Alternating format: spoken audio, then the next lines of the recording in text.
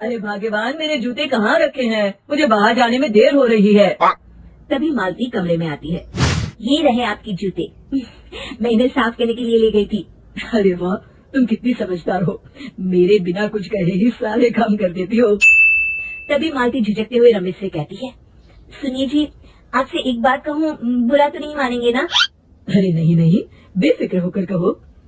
शादी से पहले मैं अपने मायके में नौकरी करती थी। मैं चाहती हूँ कि अब मैं फिर से नौकरी करना शुरू कर दूँ। वैसे भी सारा दिन घर में बोर हो जाती हूँ।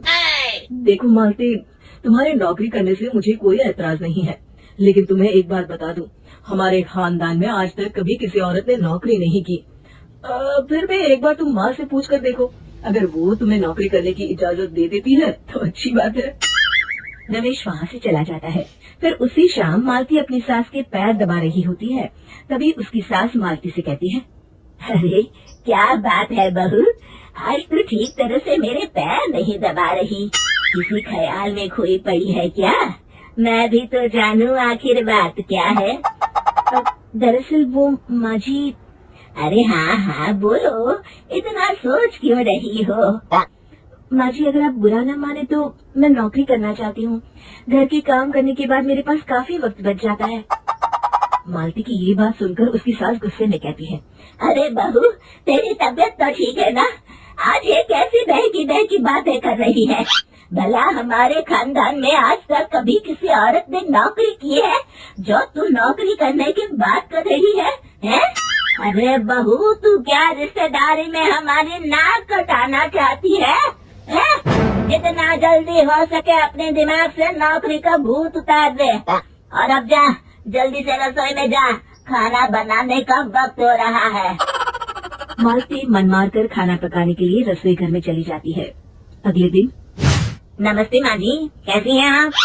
अरे आओ आओ दिवाकर बेटा, बैठो, मैं तुम्हारे लिए चाय मंगाती हूँ। बहू, जरा एक कप चाय तो लेती आना। फिर दिवाकर एक फाइल खोलकर मालती की सास के सामने रख देता है।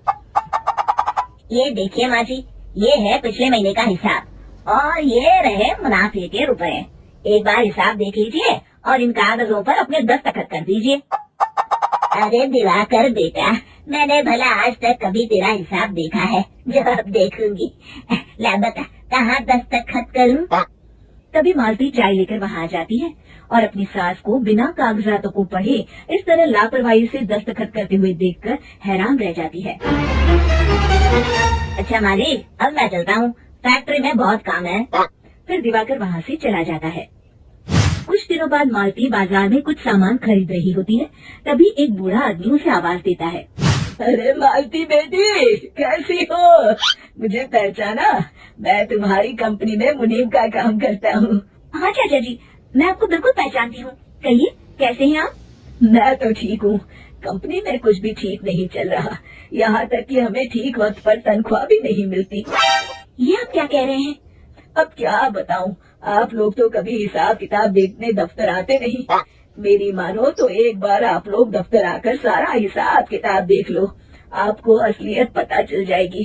अच्छा बेटी, अब मैं चलता हूँ, देर हो रही है। फिर वो बूढ़ा वहाँ से चला जाता है। वहीं दूसरी तरफ मालती घर पहुंचकर अपनी सास को सारी बात बताती है। तभी वहाँ रमेश भी आ जाता है, लेकिन मालती की सास मालती की किसी भी बात पर विश्वास नहीं करती। तभी रमेश कहता है, अरे माँ, बिना आग के कभी धुआं नहीं उठता। जब मालती इतना कह रही है तो हमें एक बार दफ्तर चलकर देख लेना चाहिए। वैसे भी हम लोग काफी दिन से अपने दफ्तर नहीं गए हैं। इस तरह किसी एक आदमी के भरोसे काम छोड़ना मुझे भी ठीक नहीं लगता। अगले दिन वे सभी अपने दफ्तर पहुंचते हैं और सीधे दिवाकर के कैबिन में जाते हैं। अचानक सबको एक साथ देखकर दिवाकर चौंक जाता है। अरे माँ जी, आप सब लोग अचानक यहाँ कैसे आ गए? अगर कुछ काम था तो मुझे एक फोन कर दिया होता, मैं आपके घर आ जाता। तभी मालती की सास कहती है, अरे दिवाकर बेटा, आज मैं हिसाब देखने दफ्तर आई हूँ, जरा मुझे पिछले 6 महीनों का हिसाब दिखाना तो बेटा। दिवाकर घबराते हुए हिसाब की फाइल मालती की सास को देता है। मालती की सास फाइल लेकर मालती को देती है और कहती है, ले बहू, देख ले हिसाब। मालती फाइल को बड़े गौर से देखती है और अगले ही पल उसे सारी गड़बड़ी समझ में आ जाती है। वो अपनी सास से कहती है, माँ जी, मुनीम चाचा बिल्कुल सही कह रहे थे। हमारी कंपनी में पिछले 6 महीनों में जितना मुनाफा हुआ है, हमें उसका आधा पैसा भी नहीं मिला। यूँ समझ लीजिए कि 1 रुपए में सिर्फ चवन्नी ही हमारे हाथों में आई है। मालती की बातें सुनकर मालती की सास गुस्से से दिवाकर को पूछती है, क्यों दिवाकर, मेरी बहू जो कह रही है वो सच है? दिवाकर समझ जाता है आज उसका भांडा फूट चुका है। वो गिड़गिड़ाते हुए कहता है, मुझे माफ कर दीजिए माँ जी, मैं पैसों के लालच में अंधा हो गया था। अरे वाह दिवाकर, तू तो एक नंबर का चोर निकला। इतने दिनों से मैं तुझ पर आंख बंद करके भरोसा करती रही और तू मुझे ही चुना लगाता रहा।